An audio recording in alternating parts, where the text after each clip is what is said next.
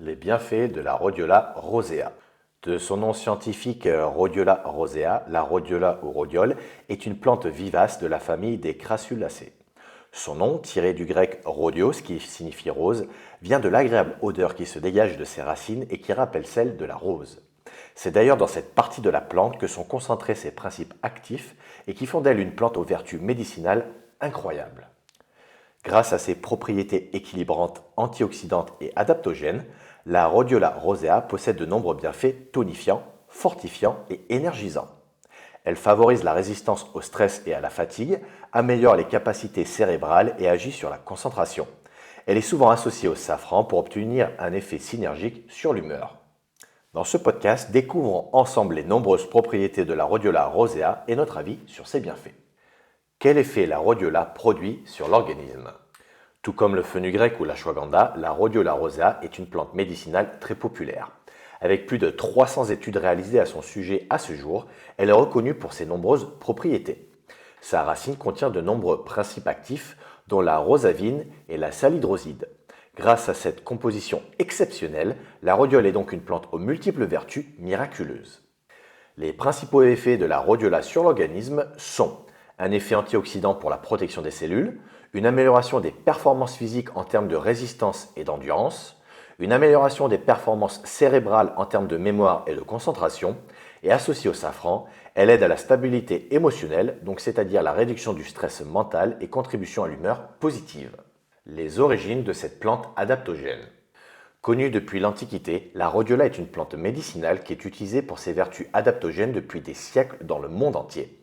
Le terme botanique adaptogène désigne les plantes aux effets normalisants sur la physiologie et qui contient des actifs pouvant induire dans l'organisme un état de résistance au stress et donc aux agresseurs physiques, psychosomatiques, chimiques ou biologiques. Différentes plantes sont classées comme étant adaptogènes, dont le ginseng et la rhodiola, qu'on appelle aussi d'ailleurs ginseng de la toundra. On peut citer également l'ashwagandha, le fenugrec, le safran, mais aussi l'ortie, que l'on trouve facilement en France à l'état sauvage. Utilisation historique de la rhodiola en Sibérie et en Scandinavie. L'utilisation de la rhodiola en tant que plante médicinale remonte à plus de 3000 ans. Elle a été mentionnée pour la première fois en l'an 77 avant Jésus-Christ par le médecin grec Discoride dans son herbier intitulé De Materia Medica. Ce sont les Vikings, les Inuits et les peuples de Sibérie qui ont été les premiers utilisateurs de la Rhodiola rosea. Surnommée la racine d'or, elle a été considérée par les Vikings, célèbres guerriers scandinaves, comme un trésor naturel offert par les dieux. Ils devaient à cette plante leur légendaire force physique et leur forte endurance face aux conditions climatiques extrêmes et à leurs ennemis. Les guerriers buvaient à l'époque de l'infusion de rhizome de la plante pour gagner de la force et de la vigueur. Des sources historiques rapportent aussi que les empereurs chinois envoyaient des hommes en Sibérie pour chercher la racine de Rhodiola rosea. Les premières études scientifiques portant sur la Rhodiola rosea ont été effectuées par les Russes et les Scandinaves dans les années 60. En effet, poussant essentiellement dans des régions froides septentrionales de la planète, cette plante a surtout été exploitée par les peuples de ces contrées.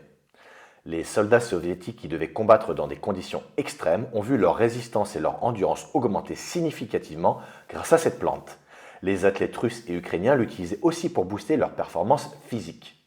Voilà pourquoi ce sont les Russes qui ont été les premiers à la qualifier d'adaptogène pour ses vertus revitalisantes et adaptatives face aux changements environnementaux et climatiques. La légende dit aussi que les autochtones de Sibérie qui buvaient de l'infusion de rhodiola pouvaient vivre jusqu'à plus de 100 ans. Aujourd'hui encore, les jeunes mariés en Sibérie reçoivent des racines de Rhodiola rosea pour donner naissance à des enfants en bonne santé. Les médecins de Mongolie conseillaient la racine d'or pour traiter le cancer, la tuberculose et la grippe. Habitat et culture de la rhodiole. La Rhodiola rosea est aussi connue sous d'autres noms vernaculaires comme la racine dorée, l'orpin rose ou encore le ginseng de la toundra. C'est une petite plante de 50 à 70 cm de haut qui pousse essentiellement dans la toundra, près des berges et des ruisseaux, dans les zones montagneuses, près des falaises rocheuses et à proximité des végétations telles que les mousses et les herbes. Cette plante vivace affectionne les sols organiques sablonneux. Ainsi, on la retrouve entre autres en Asie, de la Russie au Japon, en Europe, dans les Alpes, les pays nordiques, les Pyrénées, les zones montagneuses des Balkans, au Groenland, en Islande et en Amérique du Nord comme l'Alaska, le Canada et les États-Unis. En France, la rhodiole peut pousser naturellement ou être cultivée dans les massifs alpins et pyrénéens. Les bienfaits et vertus de la rhodiola. La rhodiole est un antioxydant végétal pour la protection des cellules. Particulièrement riche en antioxydants, la rhodiola est un précieux allié pour protéger les cellules des radicaux libres et des toxines et permet de prévenir le vieillissement prématuré. Au même titre que la curcumine, cet antioxydant peut être d'un grand soutien pour l'organisme quand les défenses immunitaires baissent. En tant que plante nordique puissante, la rhodiola rosea a longtemps été utilisée par les peuples vivant dans les montagnes nordiques pour combattre le manque d'oxygène dans ces zones. Elle agit sur les fonctions du système circulatoire, notamment sur l'apport en oxygène dans le sang. Les effets de la rhodiola pendant l'effort physique. La racine d'or est souvent présentée comme un fortifiant et un revigorant puissant. Les performances physiques gagnées par les athlètes olympiques des années 60 qui l'ont consommée ont montré qu'elle contribue à augmenter la résistance des muscles en combattant le stress oxydant provoqué par l'effort physique. Cette plante favorise aussi la libération d'énergie en augmentant le taux de glycogène dans le muscle. Elle présente donc un intérêt réel pour les sportifs ou ceux qui doivent fournir des efforts physiques intenses pendant ou après leur entreprise. Elle permet de faire des exercices vigoureux avec un minimum d'effort. Des études ont montré que l'action de la rhodiole intervient dès 30 minutes après son ingestion et dure au moins 4 heures. Par ailleurs, une étude réalisée en 2004 a démontré que la rhodiola rosea favorise la récupération musculaire en augmentant la synthèse de l'ATP et le nombre de globules rouges dans l'organisme. Elle raccourcit ainsi le temps de récupération entre les entraînements. Grâce à ses propriétés tonifiantes, le rhodiola rosea est reconnu efficace pour améliorer l'endurance pendant les performances sportives. La rhodiola aide les fonctions cérébrales. La rhodiola rosea est l'une des rares plantes au monde à être qualifiée d'adaptogène. Elle augmente la capacité du corps à s'adapter et à résister aux différentes formes de stress, physique ou mental, grâce à ses composants actifs. Cette vertu adaptogène a été mise en évidence par de nombreuses études scientifiques. En 2000, des chercheurs arméniens ont réalisé une étude avec placebo sur 56 médecins devant faire de longues heures de travail de nuit. Le fait de consommer 170 mg par jour de rhodiole leur a permis de conserver des performances cognitives accrues malgré la fatigue et le stress. Cette même année, des scientifiques russes ont aussi effectué une étude sur 61 étudiants en période d'examen finaux. Pendant 20 jours, on a donné à des groupes d'étudiants un extrait de rhodiola de 100 mg par jour. Pour l'ensemble du groupe, on a constaté une amélioration considérable du bien-être ainsi qu'une baisse de la fatigue. Ils ont même eu des meilleures notes que le groupe placebo. La rhodiola rosea est connue pour ses qualités fortifiantes et tonifiantes. Elle est utilisée depuis des siècles pour augmenter l'endurance et les performances physiques. Mais elle est aussi efficace pour apporter un bien-être psychique et émotionnel. La rhodiola rosea augmente ainsi les capacités cognitives dont la mémoire, la concentration et l'attention. Elle contribue à une activité intellectuelle et cognitive optimale. La rhodiola safran, une synergie efficace. En phytothérapie, il est fréquent d'utiliser une plante médicinale ou un nutriment en association avec une autre plante pour en optimiser les bienfaits. La rhodiole est une plante médicinale grasse qui peut être associée avec différentes plantes, dont le safran. Très utilisé dans la cuisine méditerranéenne, le safran est une épice souvent utilisée comme colorant. Sa composition riche en antioxydants et en principes actifs en fait aussi une plante méridionale aux multiples vertus. Elle est réputée pour apporter la joie et la sagesse. Ces composants actifs augmentent l'action de la sérotonine dans l'organisme. Voilà pourquoi c'est une plante très efficace pour traiter la déprime et la dépression. La combinaison rhodiola-safran contribue à l'équilibre émotionnel. Tous deux ont effectivement la particularité d'être adaptogènes. L'association entre ces deux plantes est très intéressante pour les personnes qui souffrent de fatigue, d'anxiété et de dépression. Alors que le safran apporte la sérénité qui peut leur manquer, la rhodiole est appréciée pour son efficacité à lutter contre le stress et ses vertus tonifiantes. Les deux plantes sont donc complémentaires et permettent d'obtenir des résultats aussi rapides qu'efficaces en termes d'adaptation au stress émotionnel et de renforcement du système nerveux.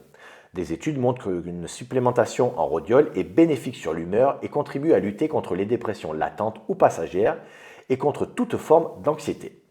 La plante influence en effet énormément la production de certaines hormones du bien-être telles que la sérotonine et la dopamine. Elle aide ainsi à rester d'humeur positive même en cas de stress physique ou mental. Notre avis sur la rhodiola. Plante adaptogène, fortifiante, équilibrante et énergisante, la rhodiole est un véritable trésor naturel. C'est la plante de la santé par excellence. Elle agit sur l'organisme et non sur la maladie, ce qui permet au corps d'être en alerte et de s'adapter au bon moment. Tel un coach, cette solution naturelle permet à l'organisme de répondre à différents besoins, manque d'énergie, stress, maladie, tension nerveuse, etc. La rhodiola rosea est aussi particulièrement efficace pour améliorer les performances physiques et la forme en général.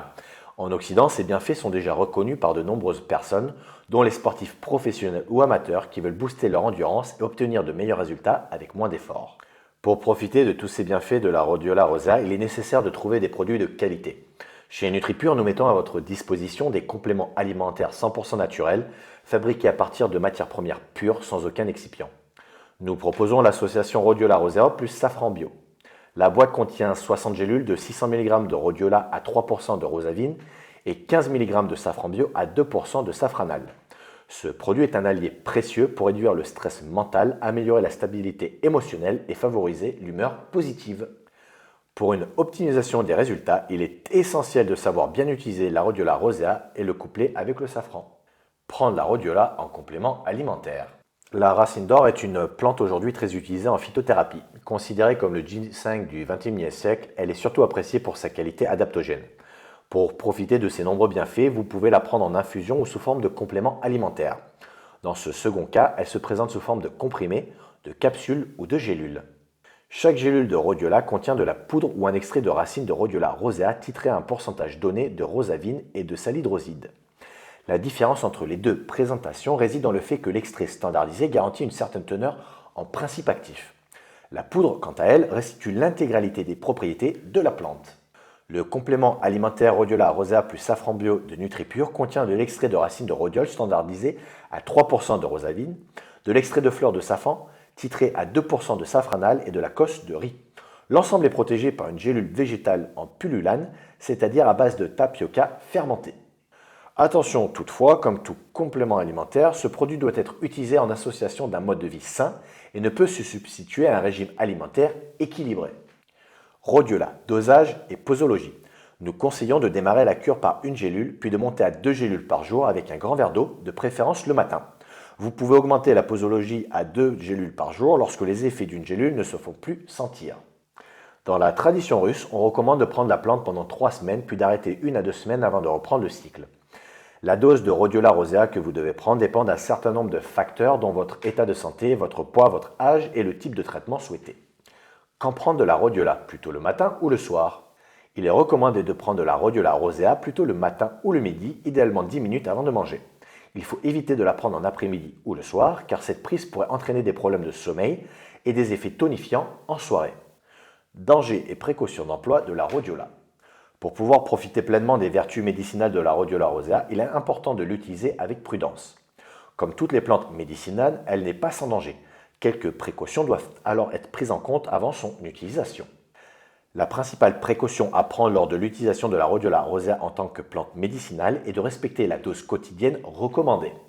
Les compléments alimentaires doivent être utilisés dans le cadre d'un mode de vie sain et ne pas être utilisés comme substitut d'un régime alimentaire varié et équilibré. Ne pas dépasser la dose journalière recommandée, tenir hors de portée des jeunes enfants, l'emploi chez la femme enceinte ou allaitante, l'enfant et les personnes sous antidépresseurs est déconseillé. Prenez soin de vous.